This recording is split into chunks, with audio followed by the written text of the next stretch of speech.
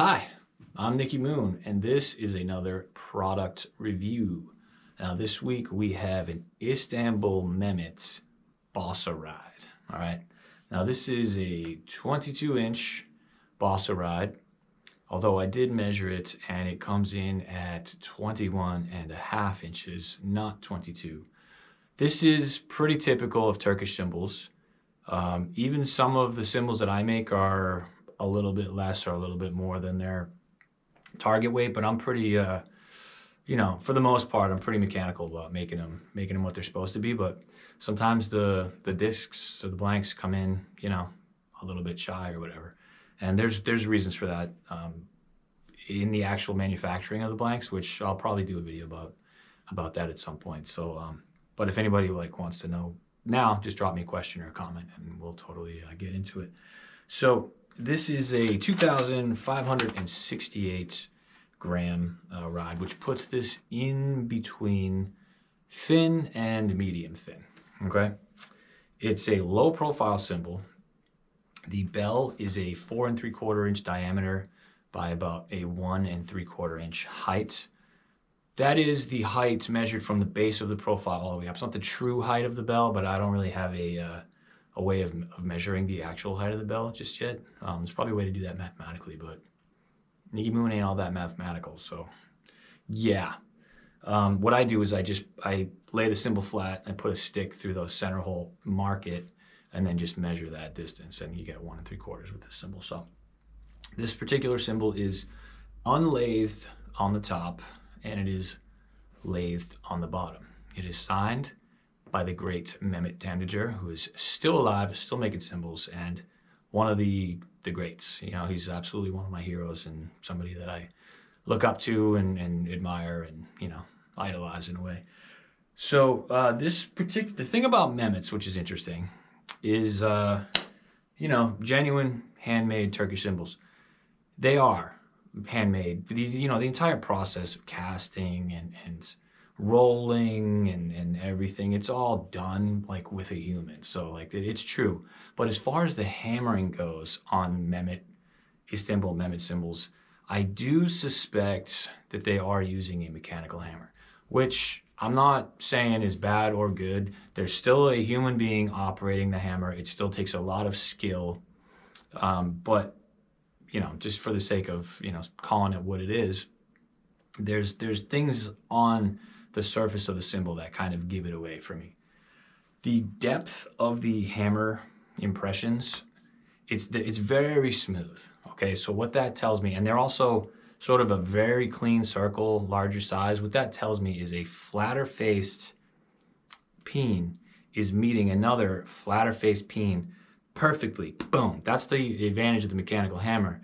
When you're hand hammering, you're constantly rocking the cymbal over the anvil. The position of your hammer is changing, so it's always hitting at somewhat of a different angle, which is why hammer marks are never perfectly uniform. The better you get, the more uniform they become, but still there's going to be variation. But when you see a cymbal like that, where they're all just sort of perfect uniform circles and sort of arranged in a way, it's kind of a giveaway. There's not a lot of deformation in the bronze. It's very smooth.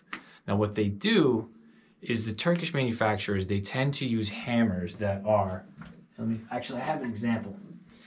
Hammers and anvils, but we're talking about hammers right here. Generally, the whole hammer is not hardened. They just harden the face, right? But over time, it still will deform a little bit. The anvil is harder than the hammer in most cases, as it is with my gear. So what happens after constantly slamming, hopefully you guys can see this, the tip of the hammer begins to flatten and sort of mushroom out. And so you grind it, right? You smooth it out. And the more you do that, eventually you get past the part of the hammer that has been heat treated at all. And now it's fairly soft or steel, so it deforms quite a bit. I've noticed this in the Turkish factories that I've visited. I've noticed it in the videos, and I've noticed it by examining their work. Most of these guys are using hammers that are pretty flat and sort of mushroomed out, and that will give you the same kind of look as that. So technically, that could be 100% hand hammered, but I don't think so, because another giveaway on this, which there's no way I'm going to be able to show this on the video, but you can see they went over any of these Turkish companies that do use a mechanical hammer, which it's fine. You know, like I totally understand why. They still hand hammer the cymbal also. They just use the mechanical hammer to get the pre-shaping part of it done, which is totally cool. I totally get it. It's to conserve labor. It's to conserve their craftsmen's bodies.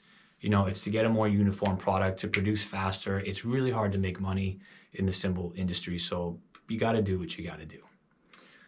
But some of the hammer impressions have, like, you can tell sometimes the hammer will pick up some crap from the cymbal. So then as you're hammering, it sort of smashes in it, you know, the face of the hammer gets sort of dirty. Some of the hammer marks have like little dirty impressions while the others are smooth. So that's the giveaway for me, that it was mechanically hammered and then hand hammered with a flat, sort of mushroomed out hand hammer afterwards. Was that nerdy enough for you or what? Right? I know this is what I do for a living, so like I go all in, man. But it is what it is, okay? But you know, at the end of the day, like I always say, who cares? It's about how does a cymbal sound? How does it perform? Is it a good cymbal? This cymbal is pretty cool, all right? It's not the best, but I do like Mehmet's cymbals. Personally, and this is sort of contrary to what I found, most people tend to go for the agop stuff, especially the jazz guys. They all are into the agop stuff. I'm not sure why, but to me, I've seen a lot of agops and a lot of Mehmets come through.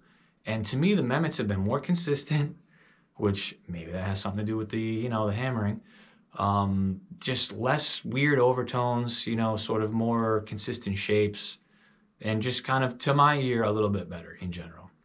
However, the sacrifice there is they also have, excuse me, a little bit less character. This cymbal is a good example of that. While it does have a nice stick definition, it's got sort of a nice loose tension. It crashes nicely. It has a very subtle gongy overtone, but it's really subtle. It's really, really subtle. Acceptable, I would say. You know, you can't always completely eliminate it. You know, you could spend weeks trying to, and I have done this, and reduce it by like a little bit. And you know, sometimes you got to go, okay, that wasn't really worth it. You know, that was too much work for too little result. But you know, anything's possible if you're willing to work hard enough. The overtone is, you know, whatever. Nice stick, nice crash. The bell is like kind of in the middle. I'm not like super in love with it. I don't dislike it. It's just kind of like, you know, it's okay. It's a smooth cymbal. It's smooth, it's slick. Now, the topography of the cymbal has something to do with that, the surface, okay? Being not deeply, you know, like dimpled from peen, from the hammering, does contribute to the cymbal having an overall smooth sound, but it also takes away from some of the character and the complexity. So my one sort of like thing that I would say about this cymbal is that it's a little bit lacking in complexity and character. The profile is low. It's not the best profile shape I've ever seen. I'm gonna show in the video here. It's very difficult I always try to photograph these profile shapes so you can sort of see like these little problems that I can see, but it's really hard to photograph. Like you kind of have to see it in person. It's really hard to get that angle. The profile's a little bit off, but in this cymbal's case, it's not negatively affecting the sound or the performance of the cymbal. It's very minor, but you know, in the interest of being thorough, I will comment on everything. So let's take a listen.